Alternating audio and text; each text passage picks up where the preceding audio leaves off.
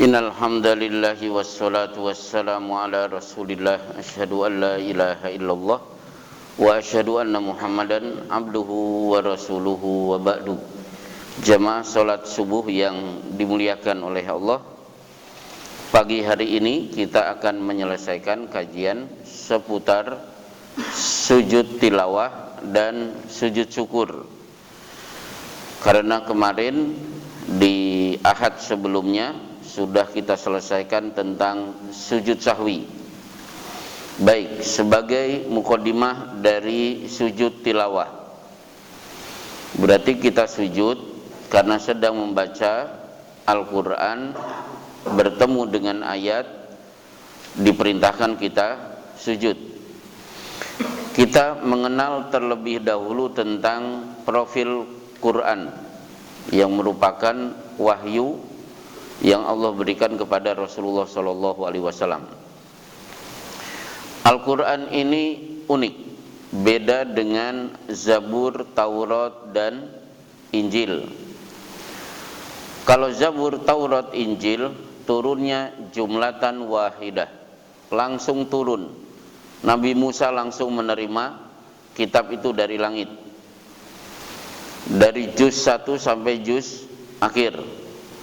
Tapi kalau Quran diterima oleh Rasulullah SAW bukan berbentuk kitab, tapi dibacakan oleh Jibril, disimak dan dihafalkan oleh Rasulullah SAW, baru disampaikan kepada umatnya. Nah, kira-kira kapan Quran itu turun? Ada 3 ayat dalam Al-Quran, satu dengan yang lain saling melengkapi. Firman Allah Subhanahu wa taala, "Syahrul Ramadan alladzi unzila fihil Quran." Ramadan adalah bulan di mana Allah turunkan Quran. Kita buka tafsir, maksudnya apa? 30 juz Allah turunkan sekaligus di langit sana, di tempat yang bernama Baitul Izzah. Jadi kalau bapak-bapak mendengar istilah Baitul Izzah, berarti itu tempat yang ada di langit. Disitulah 30 juz Allah turunkan di bulan Ramadan. Tapi kan tidak jelas, Ramadan kan ada malam, ada siang. Kira-kira turunnya malam atau siang? Dijawab oleh Allah di surat lain, Hamim wal kitabil mubin, inna anzalnahu fi lailatin mubarakatin inna kunna mursilin. Kami turunkan Al-Quran pada malam yang penuh keberkahan. Oh, berarti bukan siang, tapi malam. Tapi kan malam tidak jelas, penuh keberkahan. Padahal 30 hari dalam Ramadan semua malamnya ada keberkahan. Langsung diperjelas oleh Allah, inna anzalnahu fi lailatul qadar. Kami turunkan Al-Quran pada malam Lailatul Qadar. Berarti 3 ayat ini saling melengkapi. Ramadan turunnya Al-Quran tepatnya malam hari, dan malam hari tepatnya adalah pada malam Lailatul Qadar. Nah, coba seandainya Bapak mengikuti acara Nuzulul Quran, peringatan turunnya Al-Quran, diperingati tanggal berapa? 17 Ramadan. Sementara ayat apa? Inna anzalnahu, kami turunkan Al-Quran fi lailatul qadar, pada malam Lailatul Qadar. Maka Imam besar Masjid Istiqlal, Profesor Dr. Mustafa Ya'qub, yang sudah wafat beliau, tokoh Bahsul Masail Nahdlatul Ulama, pernah menulis satu halaman penuh di Republika, ya kira-kira 15 tahun yang lalu, menyampaikan kritikan tentang Lailatul Qadar yang sering diperingati tanggal 17, padahal ayat mengatakan turunnya pada malam Lailatul Qadar. Ini yang pertama. Yang kedua, Al-Qur'anu yanzilu ala sab'ati ahruf. Quran itu turun dengan 7 dialek bahasa Arab. Maksudnya apa? Kita di Indonesia itu punya banyak dialek. Sama-sama orang Indonesia, sama-sama mengucapkan bahasa Indonesia, pasti dialeknya dipengaruhi oleh daerah masing-masing. Orang Jawa Barat ketemu orang Jawa Tengah, sama-sama ngobrol bahasa Indonesia, pasti dialeknya berbeda. Termasuk Sulawesi yang pernah saya tinggal di sana, ada beberapa kalimat yang awal-awal saya tidak paham. Contoh misalnya, Ustaz jangan lupa pengajian nak sebentar Isya. Dalam bayangan sebentar Isya berarti kultum. Oh ternyata sebentar Isya itu apa? Ba'da Isya. Jadi kalau kita kan setelah Isya, sesudah Isya, mereka menyebut sebentar Isya. Nah itu namanya dialek. Saya mau tidur, penduduk berpesan jangan lupa sebelum tidur lampunya dikasih mati. Kalau kita kan tolong dimatikan, mereka menyebut dikasih mati. Itu dialek. Sama-sama bahasa Sunda, beda antara orang Bandung dengan orang Karawang perbatasan Bekasi, beda lagi dengan orang Banten, dialeknya beda. Sama dengan bahasa Jawa antara orang Solo, Purwokerto dan Surabaya. Ternyata Arab juga memiliki dialek, maka jangan kaget ketika Rasulullah bersabda Al-Qur'anu yanzilu ala sab'ati ahruf. Quran itu turun dengan 7 dialek bahasa Arab. Bapak pergi ke Maroko, tiba-tiba imam membaca ihdinas siratal mustaqim siratal ladzina an'amta 'alaihim ghairil maghdubi 'alaihim waladdallin. Karena ada sebagian orang Arab tidak mengucapkan sirata pakai sin tapi pakai zain. Ada sebagian orang Arab tidak mengucapkan alaihim tapi alaihum. Ada sebagian orang Arab tidak mengucapkan ro tapi ra. Alam tara kaifa fa'ala rabbuka bi ashabil fil alam nasrah laka sadrak. Itu kan ada. Maka itu akhirnya ditiru oleh orang Sulawesi. Setengah mati saya sudah berbulan-bulan mengajari ro tidak mempan. Ra lagi. Begitu saya pergi ke warung bawa roti, Bu ini apa? Roti. Tapi begitu bismillah kembali bismillahirrahmanirrahim. Jadi ro bisa mengucapkan ro kalau yang diucapkan roti. Tapi kembali ke Quran, kembali ke dialek masing-masing. Baik, yang ketiga, Quran yang kita baca disebut dengan Quran, kadang-kadang disebut dengan kitab. Allah menyebut dengan kata Quran beberapa kali. Misalnya inna hadzal qur'ana yahdi lillati hiya aqwam. Tapi kadang-kadang Allah menyebut dengan kitab. Dzalikal kitabu la raiba fih. Jadi Allah menyebut dengan bukan Quran tapi al-kitab. Loh, apa rahasianya? Kalau kita buka kamus bahasa Arab, buka kata-kata Quran, terjemahan aslinya adalah dibaca. Kalau kita buka kamus bahasa Arab, cari kata-kata kitab, terjemahannya yang tertulis. Berarti kita dianjurkan membaca Al-Quran sambil melihat tulisan. Maka kalau ada pertanyaan, si A dia sudah hafal 30 juz, ngelotok. Hafalannya juga paten. Mana yang lebih baik? Ketika dia membaca Quran, duduk, tidak usah memegang Quran, atau duduk sambil memegang Al-Quran, tetap Quran dilihat. Maka dijawab para ulama, termasuk Imam Nawawi, membaca Quran sambil melihat huruf, meskipun dia sudah hafal, jauh lebih baik untuk menunjukkan bahwa Quran itu dibaca, Alkitab itu ada tulisan untuk dilihat.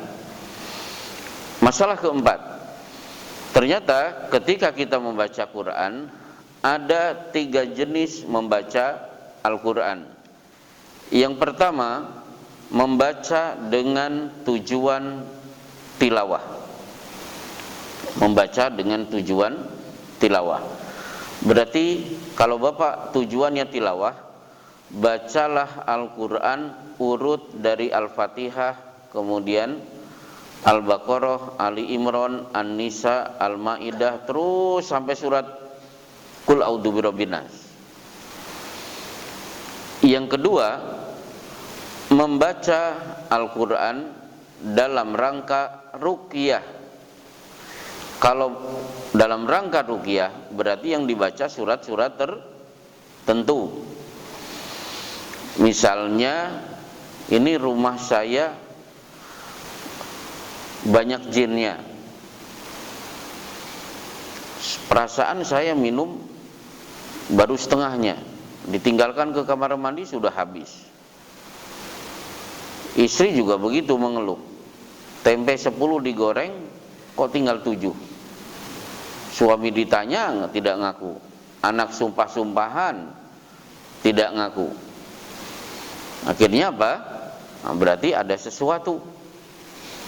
Maka iqra'u surat Al-Baqarah fa innal bait alladzi tuqra'u surat Al-Baqarah tafiru minhu syaiton. Bacalah surat Al-Baqarah, karena rumah yang dibacakan Al-Baqarah maka setan akan lari dari rumah itu. Mana yang dibaca? Bukan 286 ayat. Cukup alif lam mim dzalikal kitabu la raiba fi sampai ulaika ala hudam mir rabbihim wa ulaika humul muflihun, berarti 5 ayat. Lanjut ayat kursi, ditambah 2 ayat sesudah ayat kursi, kemudian tutup akhir surat Al-Baqarah. Kira-kira 11 ayat sudah cukup untuk bisa mengusir setan dari rumah. Jadi itu contoh Quran dibaca untuk ruqyah. Yang ketiga, Quran dibaca dalam rangka belajar dan mengajar, seperti guru TPA atau guru tahsin atau dren. Kenapa 3 ini dibahas?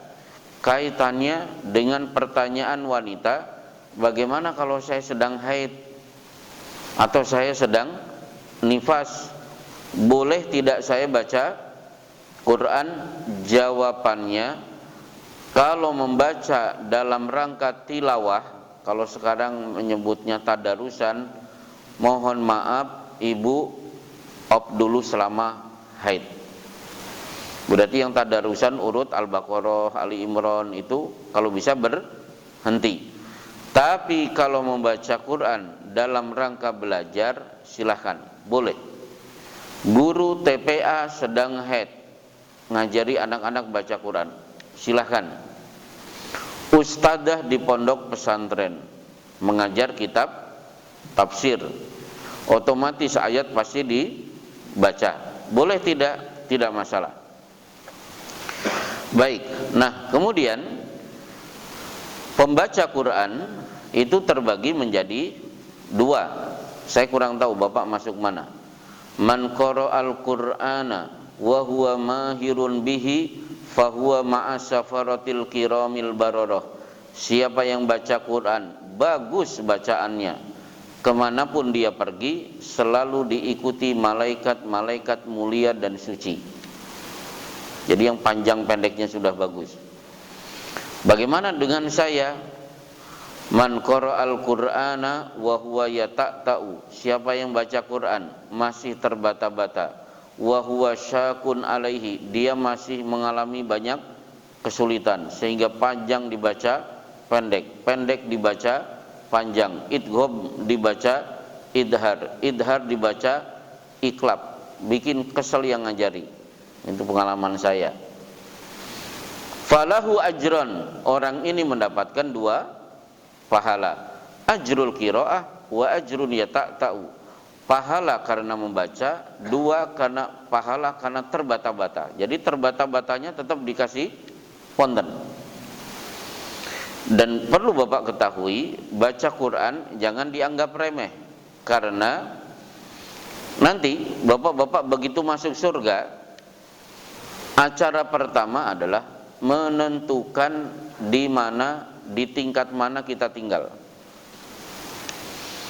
Maka begitu masuk surga, Allah akan berfirman, Iqra, bacalah. Akhirnya Bapak baca Quran satu surat. Wartaki, silahkan naik satu tingkatan. Fa inna manzilataka akhira ayatin taqra'uha. Kedudukanmu, tempat tinggalmu di tingkat mana, itu tergantung dari akhir ayat yang engkau baca. Jadi semakin banyak membaca Quran, semakin tinggi kedudukan kita nanti di surga. Jadi penentu kedudukan di surga itu dari aktivitas baca Quran. Baik. Nah, kemudian jangan lupa baca Quran itu tidak hanya mengejar target pahala. Betul. Wa bikulli harfin hasanah wal hasanatu bi asyri amsalihha. Satu huruf dikasih 10 pahala. Tapi dalam satu hadis Rasulullah bersabda, majtama'a qaumun fi baitin min buyutillahi, tidaklah satu kaum duduk di rumah-rumah Allah, berarti masjid. Kegiatannya dua, yatluna kitaballahi wa yatadarasuna bainahum, membaca kitabullah, yang kedua mempelajari isinya. Berarti Quran itu kejar pahala dengan cara membaca, kejar ilmunya dengan mempelajari isinya. Jadi jangan hanya sekedar membaca, berarti harus ada waktu di mana Bapak duduk di majelis taklim mempelajari tafsir. Baik, sekedar mukadimah cukup, kita akan masuk ke dalam hadis. Baik. An Abi Hurairah radhiyallahu anhu, sajadna ma'a Rasulillah sallallahu alaihi wasallam fi idas samaa'un syaqqat waqra bismi rabbikal ladzi khalaq, rawahu Muslimun. Pak Suparna ada? Oh, sedang safar. Baik. Dari Abu Hurairah radhiyallahu anhu, kami sujud bersama Rasulullah sallallahu alaihi wasallam ketika beliau membaca idas samaa'un syaqqat dan membaca Iqra bismi rabbikal ladzi khalaq. Berarti idas samaa'un syaqqat pada ayat apa?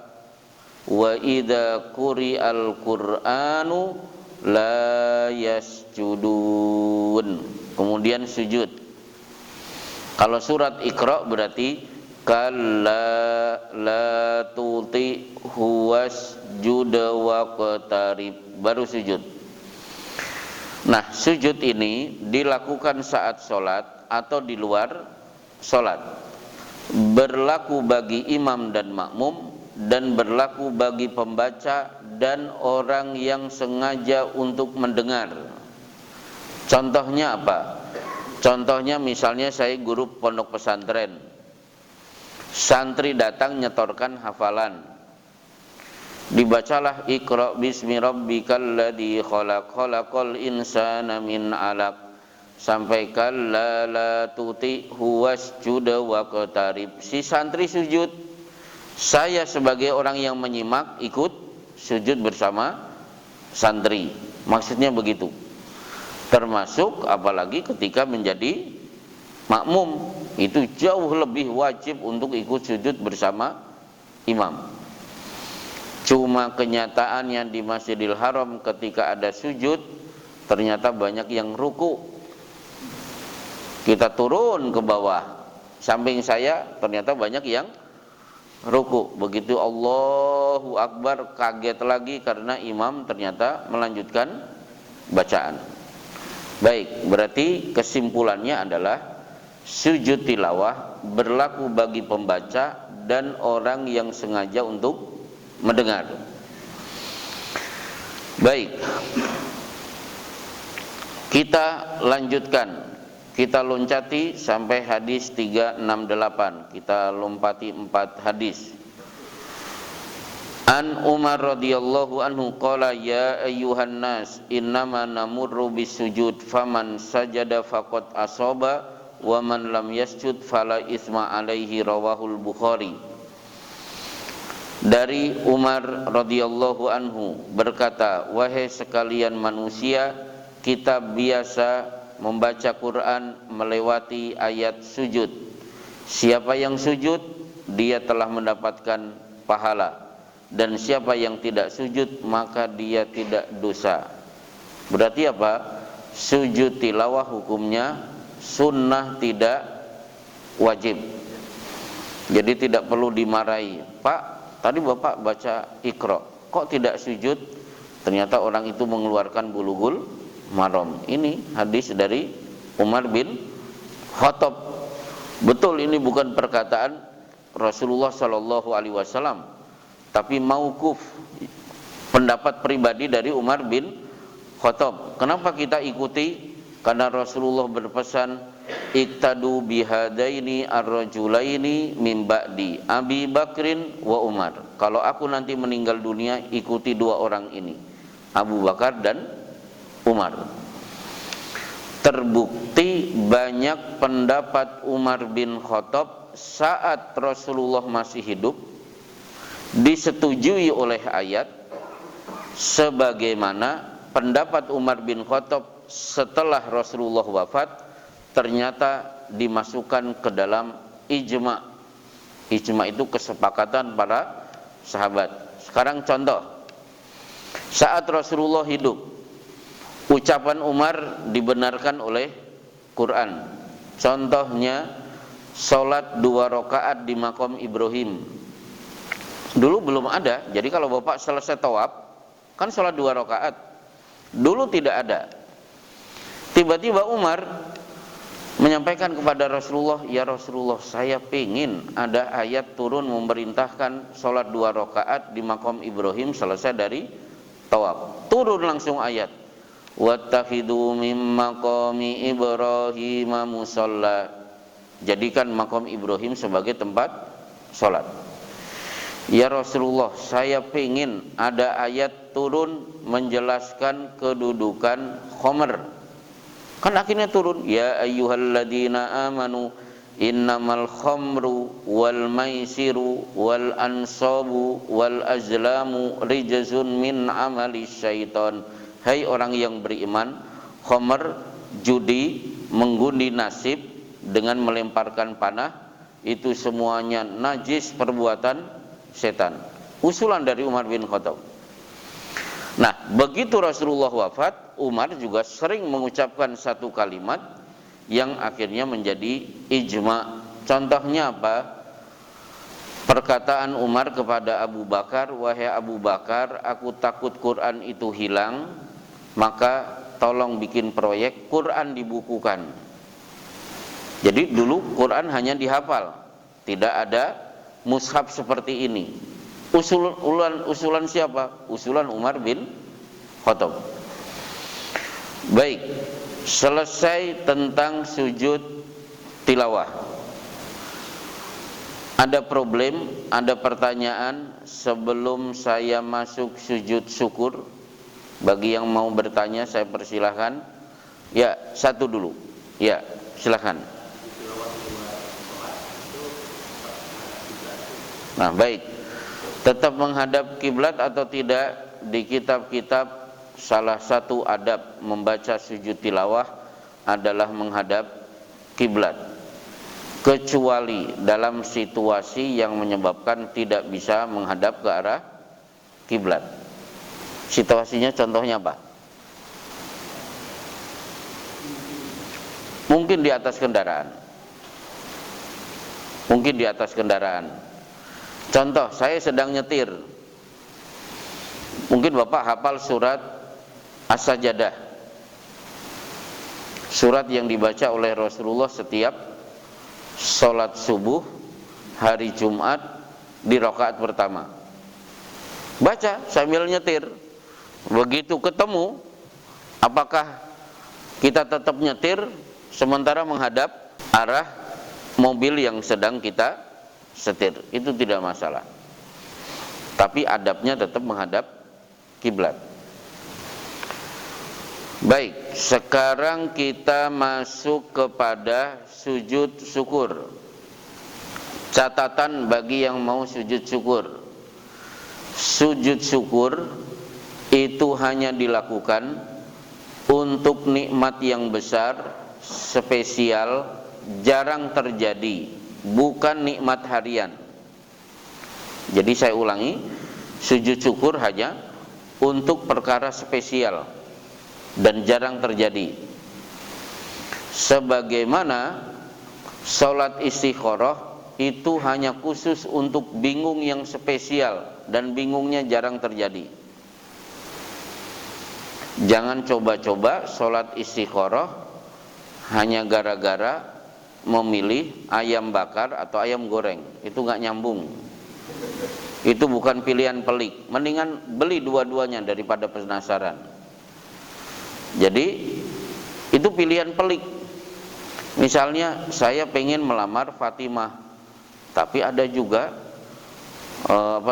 Zainab. Dua-duanya cantik, dua-duanya punya kelebihan. Diambil dua-duanya tidak mungkin, harus diambil salah satu. Bingung menentukan mana yang saya ambil. Nah itu sholat istikharah, itu kan sesuatu yang pelik. Sama dengan sujud syukur, bukan nikmat harian, tapi nikmat yang jarang-jarang terjadi. Misalnya ada yang terkena kanker, akhirnya dokter menjadwal 2 bulan lagi bapak harus dioperasi. Seminggu sebelum dioperasi kita cek lagi, ternyata dokter kaget, kankernya, tumornya hilang, sehingga operasi tidak jadi dilaksanakan. Nah baru sujud syukur, itu kan nikmat besar, jarang terjadi. Karena kalau semuanya dilakukan sujud syukur dengan alasan apa? Yang penting tidak dilarang, inilah kesalahan orang. Punya prinsip yang penting Rasulullah tidak melarang, itu salah. Yang benar apa? Rasulullah menyuruh atau tidak? Baik, sekarang contoh sujud syukur. Hadis 370 an Abi Bakrah radhiyallahu anhu anna nabiyya sallallahu alaihi wasallam kana idza ja'ahu khairun yasurruhu kharra sajidan lillah. Rasulullah bila mendengar kabar yang membuat beliau bahagia, beliau langsung tersungkur untuk sujud karena Allah. Inilah namanya sujud syukur. Nah, kemudian contohnya apa sujud syukur? Ada kabar gembira dari Allah di bawahnya. An Abdurrahman ibni Auf radhiyallahu anhu qala sajadan nabiyyu sallallahu alaihi wasallam fa atala sujud thumma rafa'a ra'sahu fa qala inna jibrila atani fabasyarani fasajadtu lillahi syukran. Nabi sallallahu alaihi wasallam sujud begitu lama, kemudian mengangkat kepalanya. Setelah itu beliau bersabda, baru saja Jibril datang memberikan kabar gembiraku untukku, maka aku sujud sebagai wujud syukur kepada Allah. Pertanyaannya, kabar gembira apa? Jadi gini, saya bahas dulu, ada satu pertanyaan di sebuah majelis taklim. Ini pertanyaan menurut saya berkualitas. Adam mendapatkan sujud dari para malaikat. Seluruh malaikat sujud kepada Adam. Yang sujud dari malaikat belum pernah diterima oleh Rasulullah sallallahu alaihi wasallam. Apakah dengan begitu Nabi Adam lebih mulia daripada Rasulullah? Ini pertanyaan super menurut saya. Maka saya jawab. Jawabannya ada 4. 1, seluruh nabi pasti punya kelebihan. Kelebihannya berbeda-beda. Nabi Yusuf punya kelebihan mentakwil mimpi. Nabi Ibrahim punya kelebihan mendapatkan gelar Khalil. Punya kelebihan dibakar tidak mempan. Nabi Musa kelebihannya pada tongkat, berubah jadi ular, dan tongkat bisa menyibak laut sehingga laut bisa dilewati. Kemudian Nabi Sulaiman kelebihannya bisa mengetahui bahasa binatang, bisa mengendalikan jin. Kemudian Nabi Isa bisa menyembuhkan penyakit. Tilkar rusulu faddalna ba'dahum ala ba'din. Itulah para rasul. Satu dengan yang lain kami berikan kelebihan yang berbeda-beda. Jawaban kedua adalah tidak mesti seorang nabi punya kelebihan menunjukkan dia lebih hebat daripada nabi yang lain. Jadi kelebihan seorang nabi tidak lantas membuat nabi itu punya kelebihan daripada nabi yang lain. Jangan katakan nabi yang paling hebat Yusuf. Kenapa? Dia pandai mentakwil mimpi. Oh, gak bisa begitu. Oh, yang paling hebat itu Nabi Isa, karena dia bisa menyembuhkan penyakit. Enggak. Karena setiap nabi diberi kelebihan sesuai dengan zamannya. Ibrahim wajar, kelebihannya bukan bisa ngomong dengan binatang, karena problemnya bukan itu. Kelebihan Ibrahim adalah dibakar tidak mempan. Nabi Musa wajar diberi kelebihan apa? Tongkat, karena harus menghadapi tukang sihir. Nabi Isa punya kelebihan bisa menghidupkan orang mati dan bisa menyembuhkan penyakit, karena saat itu orang-orang Bani Israel sedang membangga-banggakan dunia kedokteran. Akhirnya datanglah Nabi Isa untuk menjatuhkan mental mereka, kesombongan mereka, dengan cara apa? Nabi Isa bisa menyembuhkan penyakit, bahkan yang mati saja bisa dihidupkan. Ketiga, rata-rata kelebihan para nabi itu ternyata dimiliki Rasulullah Shallallahu Alaihi Wasallam. Contoh, Yusuf pandai mentakwil mimpi. Oh, Bapak kalau buka hadis, berapa kali Rasulullah mentakwil mimpi? Justru takwil mimpi Rasulullah lebih banyak daripada Yusuf. Bahkan selesai sholat subuh, beliau bersabda, "Man minkum ra'a ru'yan yakussuha alaina." Yang tadi malam bermimpi, silahkan maju, ceritakan, aku akan takwilkan mimpi-mimpi kalian. Berarti Rasulullah juga punya kelebihan yang dimiliki Yusuf. Ibrahim memiliki gelar Khalil. Ternyata Allah pun berikan gelar Khalil kepada Rasulullah Shallallahu Alaihi Wasallam. Nabi Musa telinganya pernah mendengar suara Allah langsung ketika berada di lembah suci bernama Tua. Rasulullah juga pernah mendengar suara Allah langsung ketika peristiwa Isra dan Mi'raj. Nabi Isa bisa menyembuhkan penyakit. Loh, Rasulullah berapa kali menyembuhkan penyakit para sahabat? Baik penyakit, betul-betul penyakit, seperti Ali bin Abi Thalib, istaka ainaihi, kedua matanya bengkak, tidak bisa melihat, fabasuqa fabaro'a ka'alam yakun bihi wajaun. Cukup dioles pakai ludah Rasulullah, tiba-tiba kedua mata Ali sembuh seolah-olah tidak ada penyakit sebelumnya. Ini ketiga. Dan keempat, ada kelebihan Rasulullah yang membuat Rasulullah tetap lebih mulia daripada Nabi Adam. Apa itu? Innallaha wa malaikatahu yusholluna 'alan nabi ya ayyuhalladzina amanu sallu alaihi wasallimu taslima. Sesungguhnya Allah, para malaikat bersolawat untuk Nabi. Oleh karena itu, hai orang-orang beriman, berikan solawat dan salam kepada Nabi. Dari ayat ini coba kita bandingkan. Sujudnya malaikat untuk Nabi Adam tidak diikuti oleh Allah. Yang sujud hanya malaikat.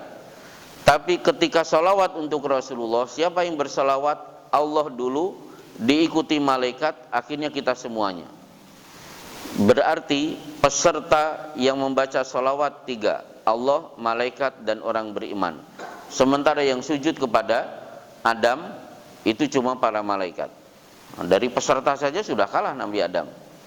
2, dilihat dari sujud malaikat menggunakan kata kerja bentuk past tense, fasajadu illa iblis.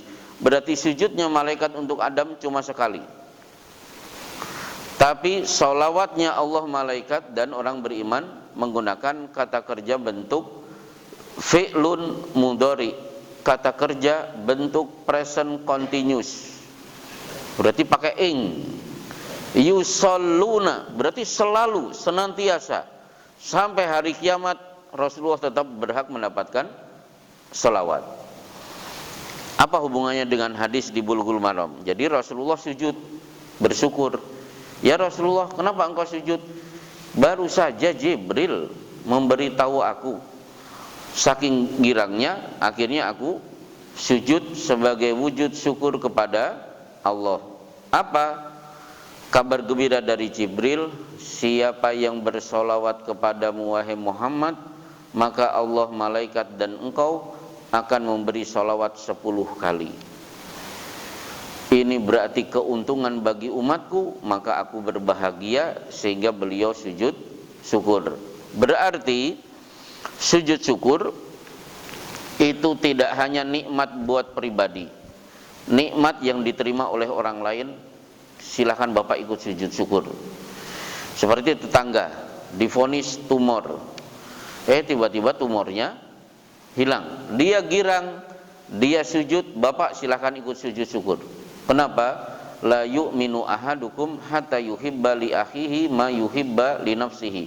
Tidak sempurna iman seseorang sampai dia bahagia sebagaimana kebahagiaan saudara. Terakhir, Anil Barra ibni Azib radhiyallahu anhu anna Nabiyya sallallahu alaihi wasallam ba'atha Aliyan ilal Yaman fadzakarul hadis qala fakataba Aliyun bi islamihim falamma qara'a Rasulullah sallallahu alaihi wasallam al-kitaba kharra sajidan syukran lillahi ta'ala ala dzalika.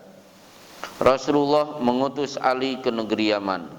Ternyata Ali menulis surat bahwa penduduk Yaman berbondong-bondong masuk Islam.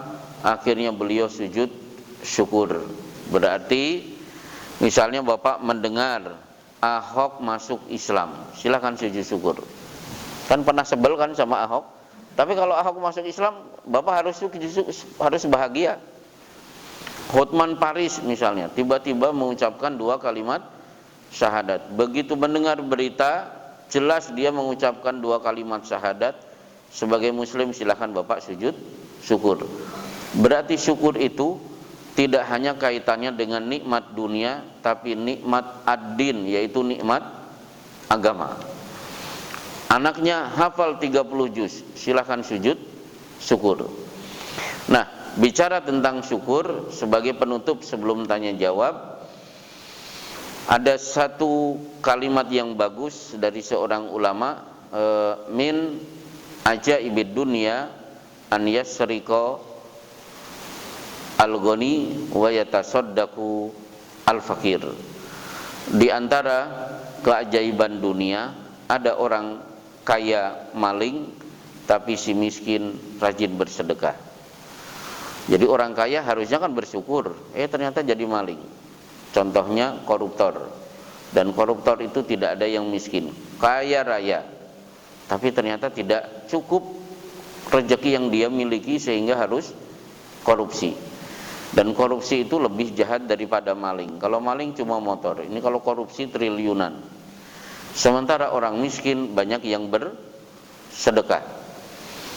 Buktinya, ya Rasulullah, ayu shadaqati afdal, sedekah apa yang paling afdal? Qala juhdul mukil, sedekah paling afdal adalah sedekahnya orang yang sedikit harta, maksudnya miskin.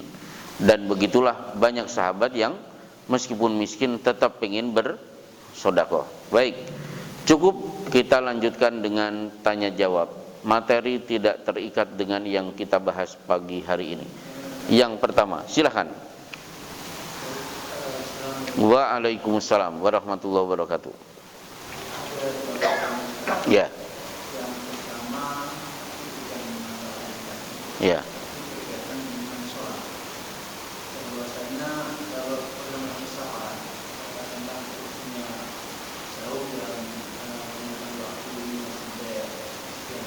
Ya.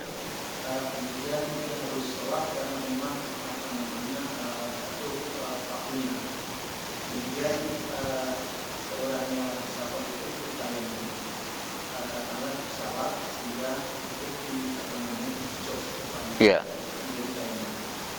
Tetapi ada yang sebagian ulama mengatakan tidak sah karena tidak nampak di daratan. Pertanyaan saya, apakah itu sah di hukum atau memang harus nampak, misalkan kayak mobil kan nampak di daratan. Kemudian yang kedua, Ya. tentang sholat juga, kalau kita lihat beberapa ulama kita kadang mengganggu ibadah kita, manakala imam sedang membaca Al-Fatihah yang selesai, dia baru membaca ayat itu. Kemudian agak tidak tahu sirga itu Ada suara. ada suara. Oh ya ya. Ya. Sementara kalau sudah dari Fatiha atau Al-Fatihah terus amin. Ya. Bisa seperti apa, Ustaz? Oh, baik. Yang pertama, ketika Bapak bepergian naik pesawat mau melaksanakan sholat. Jadi begini, seandainya Bapak masih bisa sholat di bawah, itu lebih baik. Jadi saya ulangi, sholat di bawah itu jauh lebih baik daripada sholat di pesawat, seandainya ada waktu di bawah. Contoh, keberangkatan kita dari Indonesia ke Saudi Arabia. Misalnya pesawat take off jam 9 pagi. Take off-nya jam 9 pagi. Berarti 10, 11, 12, 1, 2, 3, 4, 5, 6. Berarti sampai Saudi pukul 6 sore waktu Indonesia. Akhirnya dikurangi 4, 6, 5, 4, 3. Berarti di Saudi baru jam 3 sore. Berarti masih bisa menjamak dan qashar di Jeddah. Jadi tolong hindarkan sholat di pesawat kalau masih bisa turun di bawah. Seperti dulu saya ketika melihat jamaah sudah pada maghrib dan isya di pesawat, sementara pesawat kita ada di atas bumi Sumatera. Saat itu pukul 6 sore. Sudah ada informasi waktu maghrib sudah masuk. Landingnya jam berapa? Jam 7. Kalau landing jam 7, keluar dari pesawat jam 8 lah. Insya Allah masih bisa maghrib dan isya. Itu satu. Tapi ada situasi yang menyebabkan bapak-bapak tidak mungkin kecuali harus sholat di pesawat. Biasanya sholat subuh di pesawat dari Saudi ke Indonesia. Itu sesuatu yang tidak bisa dihindari. Nah, akhirnya bapak mengambil opsi tayamum kalau tidak memungkinkan untuk berwudu. Nah, tayamum, sebagian pembimbing di Indonesia, tayamum itu betul-betul harus pakai tanah, sehingga jamaah diminta bawa tupperware. Jadi betul-betul pakai tanah. Ya bagus juga sih kalau mau pakai tanah, nggak apa-apa. Cuma kita buka di kitab fikih, tafsir dari sa'idan thayyiba. Jadi debu yang thayyib, yang bagus, berarti debu yang tidak tercampur dengan najis. Kenapa debu disebut sa'id? Sa'id itu sesuatu yang ada di atas. Kullu ma sa'ada 'alal ardi, sesuatu yang berada di atas bumi, yang penting nempel di atas bumi, itu termasuk sa'id. Itu termasuk debu. Maka debu yang nempel di dinding itu juga debu. Termasuk yang nempel di kursi itu juga sa'id, sesuatu yang nempel di atas bumi. Kan status kita kan berada di atas bumi, jadi tidak mesti harus di bawah. Jadi tetap sah berwudu, bertayamum dengan memanfaatkan debu yang ada di jok pesawat. Meskipun kalau saya pribadi itu membawa semprotan, saya tetap wudu tapi pakai semprotan, Pak.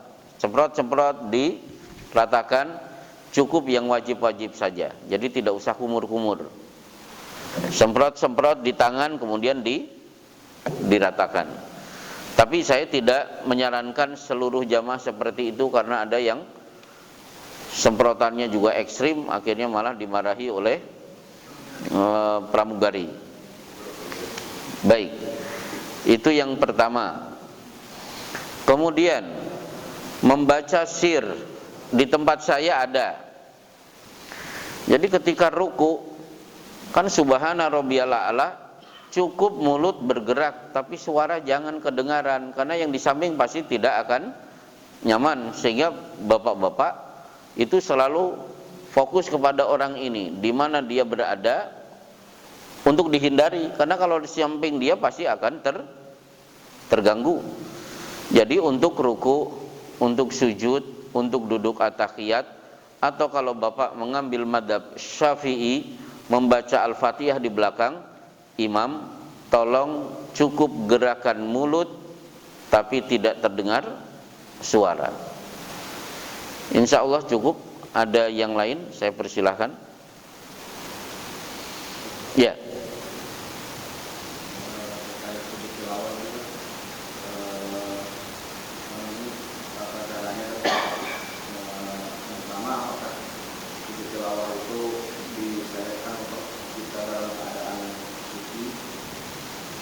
Ya. Harus didahului dan diakhiri dengan takbir. Baik. Jadi begini, sujud tilawah. Rasulullah pernah duduk, tiba-tiba ada yang mengucapkan assalamualaikum, beliau segera berwudu. Begitu wudu selesai, waalaikumsalam warahmatullahi wabarakatuh. Kan sahabat kaget, sekedar menjawab salam, kenapa beliau berwudu? Ternyata beliau bersabda, inni karihtu an adzkurallah illa ala taharatin. Saya tidak mau menyebut nama Allah kecuali dalam keadaan sudah suci. Ketika sujud tilawah, betul itu bukan sholat, tapi kan nama Allah disebut, sajada lillahi, malah lupa, sajada lillahi, yang kok lupa mendadak saja dulu. Ya Allah, coba diulangi kok. Wa khalaqahu wa syaqqa sam'uhu wa basarahu bihaulihi wa quwwatihi fatabarakallahu ahsanal khaliqin.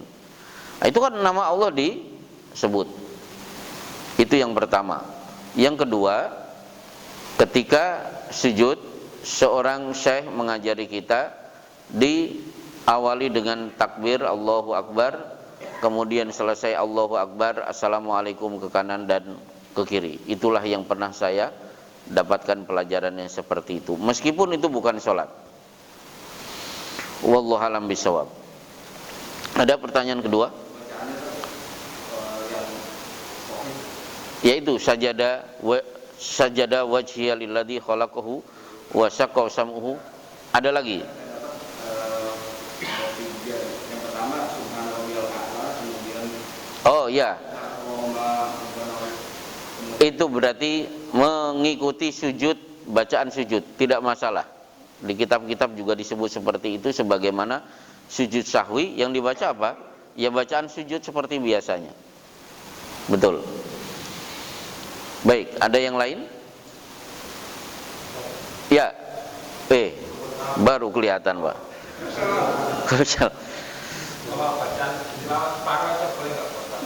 Oh, cepat.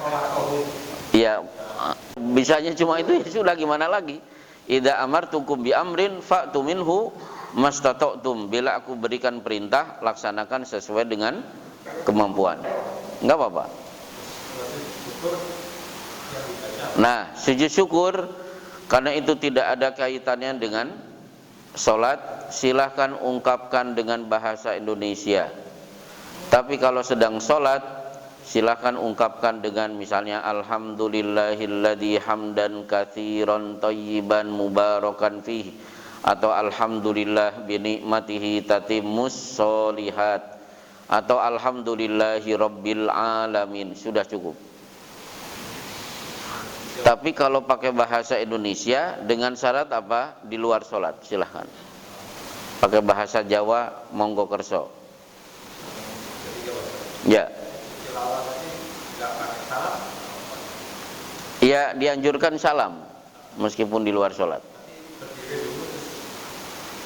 Jadi misalnya begini, wa idza quri'al qur'anu la yasjudun, Allahu akbar, sujud, habis itu Allahu akbar, berdiri, lanjutkan bacaan sampai akhir surat baru ruku.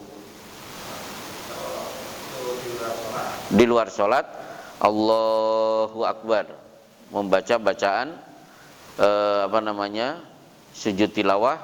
Begitu selesai Allahu akbar, assalamualaikum ke kanan dan ke kiri.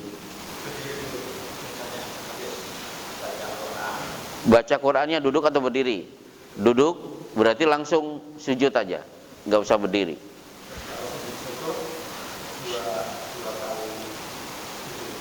Sekali saja. Misalnya saya sedang duduk santai, dapat telepon, Pak, alhamdulillah saya tidak jadi dioperasi, ternyata tumor saya hilang. Lah kita kan sebagai teman kan bahagia. Langsung HP ditutup, kemudian sujud. Oh enggak, itu enggak perlu kalau sujud syukur. Baik. Jadi sujud syukur tidak hanya untuk nikmat pribadi, nikmat orang lain. Nah, sekarang syukur itu bisa diekspresikan dengan bersedekah seperti Ka'ab bin Malik. Mendengar ayat surat At-Taubah, wa 'ala tsalatsatil ladzina khulifu hatta idza daqat 'alaihimul ardu, akhirnya ya Allah, ternyata dosa saya diampuni oleh Allah, bahkan Allah menurunkan ayat khusus buat kami bertiga. Dia langsung bersedekah. Itu boleh. Atau yang ketiga, menunaikan sholat duha 8 rakaat. Itulah yang dilakukan oleh Rasulullah ketika Mekah takluk, 360 patung dihancurkan, dikeluarkan dari Masjidil Haram. Akhirnya Rasulullah di depan Ka'bah menunaikan sholat 8 rakaat. Para ulama menyebut itu sholatul fathi, sholat duha, sebagai ekspresi bahagia beliau karena bisa menaklukkan kota Mekah. Jadi ekspresi syukur itu bisa bermacam-macam. Bisa sujud syukur, bisa bersedekah, bisa sholat duha. Tapi sebenarnya menunaikan ibadah itu bagian dari syukur. Seperti Rasulullah sholat tahajud sampai kaki beliau bengkak.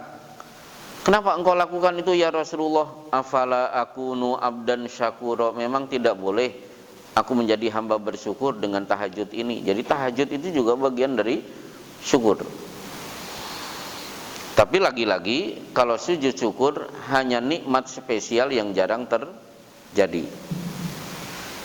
Jangan lapar kemudian tiba-tiba adzan maghrib berkumandang, alhamdulillah sujud syukur dulu baru berbuka. Nggak ada hubungannya. Itu nikmat harian.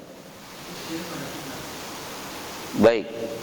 Atau PT Seritek ternyata dibuka kembali, karyawan suruh masuk lagi. Wah, itu insya Allah. Ya gak tahu, pokoknya kalau PT Seritek ternyata dibuka lagi kan kita ikut bahagia. Bahagia mereka itu bahagia kita. Baik, satu penanya tersisa, satu. Ada yang lain? Ya udah, silakan penutup. Ya. Oh, jadi gini. Di langit sana ada tempat namanya Baitul Izzah. Di malam Lailatul Qadar Allah turunkan 30 juz. Udah? Setelah itu diturunkan oleh Jibril berangsur-angsur selama kurang lebih 23 tahun. Jadi itu prosesnya begitu. Dari langit oleh Jibril diturunkan Iqra bismi rabbikal ladzi khalaq. Cuma 6 ayat. Udah selesai. Nanti akhirnya turunlah ya ayyuhal mudaththir. Belum selesai. Suatu saat turun lagi ya ayyuhal muzammil. Belum selesai. Turun lagi surat Al-Fatihah. Akhirnya oleh sekretaris ditulis, tulisannya berserakan kemana-mana oleh Abu Bakar, dibantu oleh Umar bin Khattab. Seluruh penulis diminta hadir, para penghafal hadir, dibacakan di depan Zaid bin Sabit, ditulis sehingga Quran sampai 1 mushaf. Baik, insya Allah cukup. Inilah kajian. Ada satu lagi. Oh iya, gak kelihatan karena ini silau, Pak. Iya, kenapa? Pak, jadi imam itu melihat kondisi makmum, kalau badannya itu panjang atau pendek. Maksudnya gimana? Kalau imam itu melihat makmumnya, di belakang makmumnya itu ada yang Oh, mengetahui kondisi. Baik. itu kemauan imam. Baik. Jadi gini. Jawabannya adalah inni uridu shalah wa uridu itolataha fa asma'u buka as-sabiyyi fa atazawwaju fi sholati lima a'lamu min syiddati wajri ummihi. Aku berniat memimpin sholat dengan membaca surat yang panjang. Tiba-tiba terdengar suara tangisan bayi di belakang. Aku ringkas bacaanku karena aku tahu ibunya pasti gundah gulana. Berarti Rasulullah tidak mengikuti ego beliau, tapi melihat kondisi. Dalil yang lain, Mu'ad bin Jabal kena marah Rasulullah karena menunaikan sholat Isya pertengahan malam baru selesai, karena yang dibaca Al-Baqarah.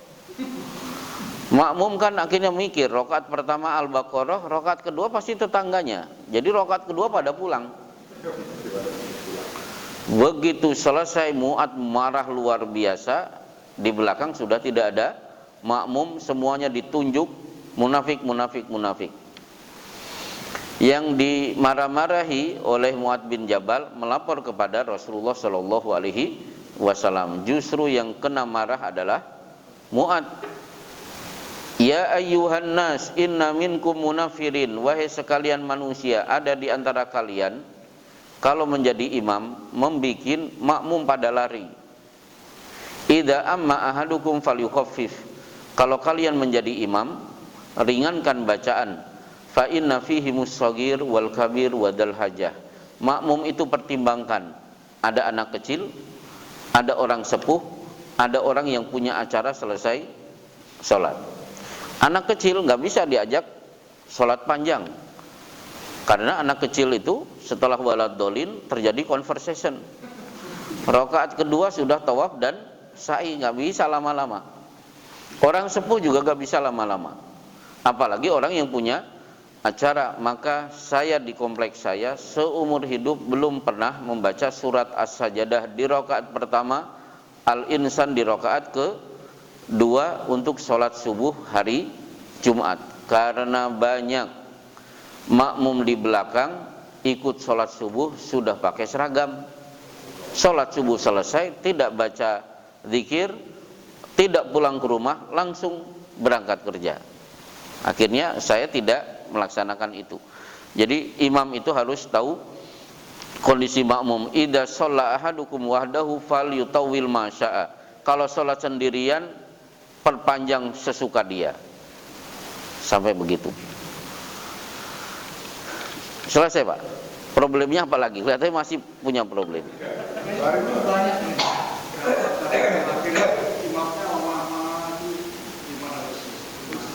Tahiyat akhir imamnya lama. Baik. Kemungkinannya satu menurut saya. Karena setelah fil alamina innaka hamidun majid. Rasulullah bersabda, "Tsumma liyad'u ba'du ma syaa." Setelah itu silahkan berdoa sebagaimana yang dia inginkan. Berarti imam banyak berdoa. Jadi doa itu tidak hanya di sujud, tapi di ujung sholat. Kan Rasulullah menyebut duburo kulli sholatin, duburnya sholat. Dubur itu kan belakang. Jadi di belakangnya sholat itu apa? Ya setelah fil alamina innaka hamidum majid. Bapak suka melihat ada imam kelamaan. Sudah pengen kapan? Assalamualaikum. Iya. Ya kasihan juga. Ya Bapak banyak berdoa aja saat itu. Iya. Oh ya memang ya nggak apa-apa lah. Namanya ilmu itu kan bertambah seiring dengan waktu. Udah Pak, nggak ada yang dibingungkan lagi. Alhamdulillah. Oh. Baik, bagaimana hukum berdeham? Indi min Rasulillahi sallallahu alaihi wasallam madkhalan. Idza dakhaltuhu wa huwa yusalli tanahna hali. Sehari 2 kali aku ketemu Rasul, kata Ali. Bila aku ke rumah beliau sementara beliau sedang sholat sunnah, beliau berdehem memberi isyarat untukku. Assalamualaikum. Nah, ternyata Rasulullah sedang sholat. Itu menunjukkan bahwa oh Rasulullah sedang sholat, aku harus nunggu di depan. Nah gitu. Tapi kalau iya. Tapi kalau lamanya si imam dengan at-tahiyat, insya Allah lamanya tidak terlalu sih. Pernah ada lamanya sampai 5 menit gitu. Ya mungkin kalau 5 menit silakan berdehem. Baik. Tapi kalau khutbah biasanya ada yang menjatuhkan apalah. Kalau dulu saya nakal ketika kecil, jam 1 kurang 5 menit ternyata masih khutbah. Itu lampunya langsung saya matikan. Apa di stop kontak utama itu apa Pak? Ya itu saya matikan. Saya ngambil kayu, kesel karena belum selesai. Sallallahu ala Muhammadin wa ala alihi wa sahbihi wasallim. Assalamualaikum warahmatullahi wabarakatuh. Assalamualaikum.